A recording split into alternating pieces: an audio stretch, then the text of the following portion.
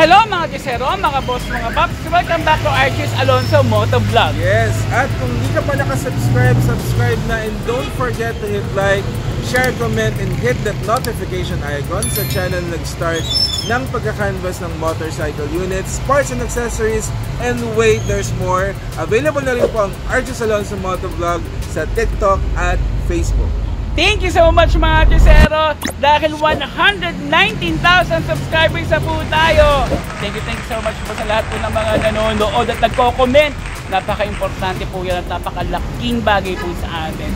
And for today's vlog po mga kisero, pag-uusapan natin ang bagong ni-level up ng Suzuki, etong Smash FI. Yes, so yung classic Smash 2015 years ago, this time FI na.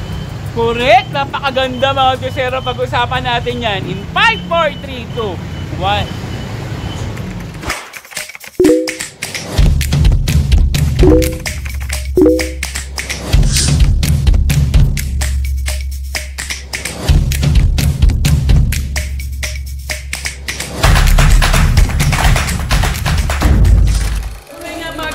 Ngayon, 2024, nagbabalik tayo dito sa Suzuki Gagalangin Tondo, diba? Kung saan tayo madalas talaga gumagawa ng vlog pagdating sa mga Suzuki motorcycles. And for today's vlog nga po mga kisero, no, bago natin umpisahan kung ano po ba ang mga specs at features ng Smash FI, pepresyohan na muna natin yan. Ang SRP po nito ay nagkakahalaga na 66,624 at kung sa hulugan naman ang pag-uusapan, may down payment po tayo dito na 3,400 at... Totoo ba? Yes, at ang monthly natin po ay 3,206, umaabot siya hanggang 36 months. So sa lahat po naman gusto mag-inquire, nasa screen po ang number ng Suzuki Gagalangin Tondo. So mga kisero, no, sobrang interesado talaga ako pag-usapan itong bagong Smash FI 2024. Ito yung may tinatawag na 5M na. Ano ba yung 5M na yan? Okay, itong mga 5M na ito yung mura, matipid, malakas, maporma at matibay. Yun. Well, malalaman natin yan. Umpisa na natin kung totoo ba yung 5M na yan. Yes, so tara, simulan na natin. So sa dami ng mga naglalabas ang motorcycle unit na ngayon, may tuturing mo si Smash na isa ng classic pagdating sa mga motorcycle. 2015 ba naman siya unang 2015 nilabas? So ngayon binigyan ng bagong bihis pero kasama pa rin niya yung kalidad. So simulan natin dun sa wider, brighter headlight niya. Diba? Mas pinalawak yung range. Mas pinalawak yung range. Niya. Mas after sa safety, kung titignan nyo, up close mga Chusero, napakalawak po ng kanyang headlight. Yes, and of course, syempre naka-bulb ba to? Ayan, so naka-bulb mga Chusero. At ang maganda nito, hindi ka madedihado, especially pag driving at night kasi napakalawak ng kanyang headlight. Exacto, at yun ang pinaka-importante sa atin, lalo pag gabi. Correct. Diba? Dagdagan mo pa ng napakagandang tema ng kulay niya. Iba yung uniqueness ng red, hindi tinipid mga Chusero. At pag nakita nyo dito, unique din yung kanyang design. May kita nyo yung Smash FI dito, yung Suzuki emblem, pambasag ng hangin. Pambasag ng hangin. Ito rin po yung kanyang signal lights mga Chusero. Underneath, meron ditong matte black finish. So nakadagdag ng dating sa kanyang kulay. At in between mga Chusero, may mga pambasag po tayo ng hangin. So, definitely, magandang ibiyahe. Hindi ka mabibitin. Correct naman. Napakaganda no, ng Smash. At balita ko, diba? Yun nga sa isang mga M nila, matibay daw talaga. Correct. So, simple lang po yung kanyang fender. Now, alamin natin yung kanyang suspension. Speaking of fender, no, kung mapapansin mo lang na dito sa likuran, napakahaba. Yun, so, ibig sabihin, safe yung makina natin pag putikan tayo. Correct. Sa combination po ng glossy red po at yung kanyang matte black, tuloy-tuloy na natin yung kanyang suspension. Yes, of course. Siyempre, dito sa harapan, naka-telescopic oil dump tayo at naka-drum brake sa harapan. Classic na classic mga Chusero. Kitang-kita naman. Correct. At ang kanyang size ng gulong nasa 70 by 90, 17. Wow, 17 inches mga Chusero. So, yan po yung kanyang harap mga Chusero.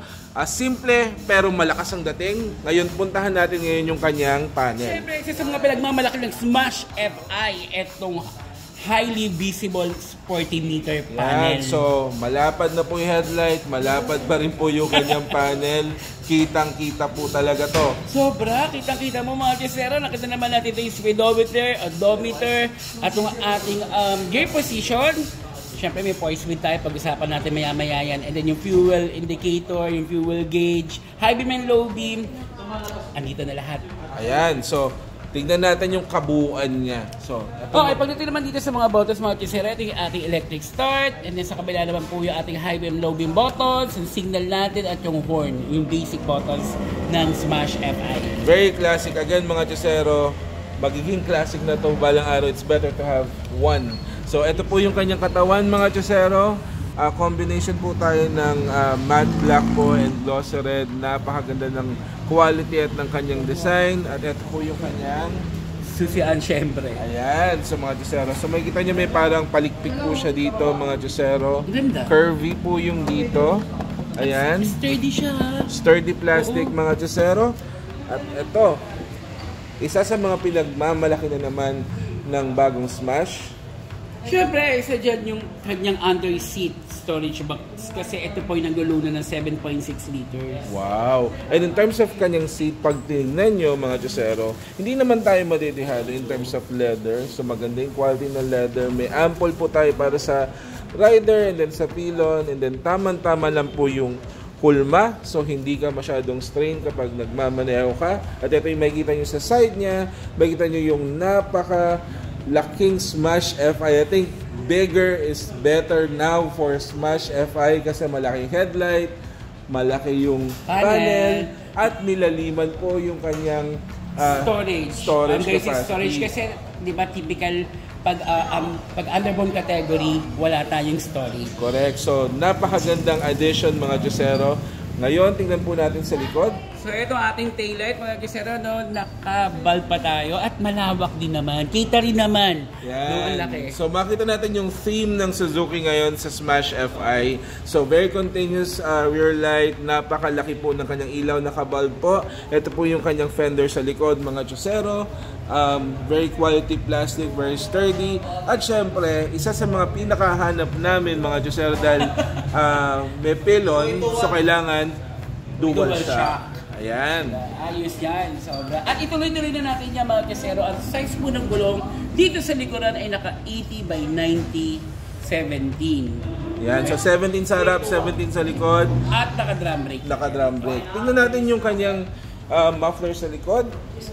Sporty design. Yan, sporty design, mga Chesero. At napakaganda, maganda rin po yung sturdy na ang tawag ko dito, step nut eh. Step nut para sa pylon. So, and if you look closely, mga Chesero, in terms of the metalworks, maganda yung metalworks, walang putol. Totoo. Ayan, so just judge na lang po, mga Chesero, up close. Napakaganda. Ayan. At meron pang isang quality si Smash na sinasabi nilang malakas. Malakas, matipid. Diba? So, bakit kaya? Alamin natin yung makina niya. Ay, ito so, bakit malakas si Smash Bakit FI? nga ba? Kasi syempre, 4-stroke, single overhead cam, single cylinder, 2 valve, and syempre, tuloy-tuloy na natin yan. No? Ang maximum power niya nasa 6.9 kilowatts at 7,500 RPM. At ang kanyang maximum torque po nasa 9.10 Newton meter at 6,500 RPM. At ang kanyang bore and stroke nasa 51.0 mm by 55.4. At syempre, ang kanyang displacement, mga Chesero, nasa 113cc. Ang compression ratio naman po niya nasa 9.4:1 at fuel injection. Ayun. At ang kanyang cooling system, naka-air-cooled tayo, mga Chesero. Yan. Ang Smash ay isa sa kilalang napakatibay in terms of makina ng Suzuki. At ngayon, ni-level up pa kasi meron siyang FI. So, mas matipid sa gas. Correct. At ang transmission type po nito, mga Chesero, ay nasa 4-speed constant mesh. Yun. Dahil kilalang kilala si Smash sa kanyang pagiging matipid. Bakit kanyo? Kasi 68 kilometers per liter. So, saan ka pa po, mga Chesero? So, walang-wala po talaga in terms of performance. Pwedeng-pwede po panghanap buhay Yes. dahil murang halaga, at pwede rin po sa mga nagsisimulang magmotor, at pwede rin sa mga nagsisimula ng pamilya. Dahil Correct. tamang-tama sa pag-angkas mga Diyosero, tipid po sa gas, tipid sa pamasahe, matibay pa. Correct. At isa yan sa mga nire-request sa may mga smash na no? Naghahanap na bakit daw hindi na lang gawing FI. Pero Ayan. eto na At yan. sinagot na po mga Diyosero, maporma, maganda, matibay, matipid. Naku, ang dami. Ayan. Mura. Ang So, dami. ano pa po ang hinihintay niyo mga Diyosero? Tingnan nyo na po ang Smash FI ng Suzuki. Siyempre dito lang sa Suzuki Gagalangin Tondo. At i-take home nyo na habang meron pa. Correct. Pakilike na rin po ang FB page ng Suzuki Gagalangin Tondo. Ayan. So, bili na. Thank you.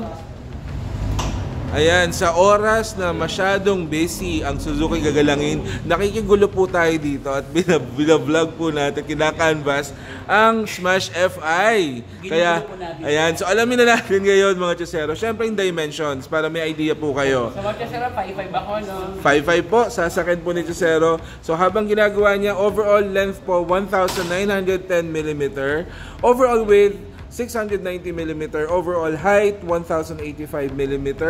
Ang wheelbase po niya 1,220 na may ground clearance po na 145 mm, na may curb mass na 94 kg, which is, by the way mga Diyosero, mas pinagaan kumpara doon sa original Smash ng Suzuki na may fuel tank capacity na 3.7 liters. So, kumusta naman po sa pagsakay?